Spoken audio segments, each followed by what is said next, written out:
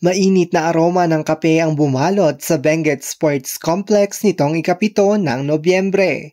Dito ginanap ang Kape Connect Coffee Convergence sa ilalim ng Adibay Festival 2025. Dinaluhan ito ng mga magsasaka, kooperatiba, negosyante at iba't ibang ahensya ng gobyerno.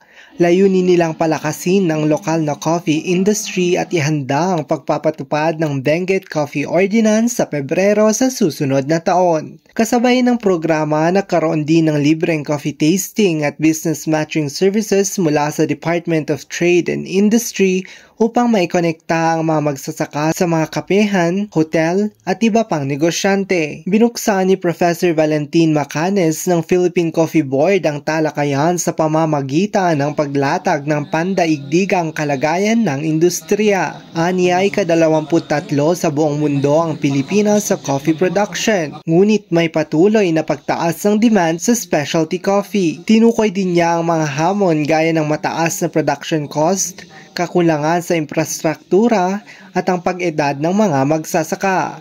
Mga problema ang kailangang tugunan upang manatiling buhay ang industriya.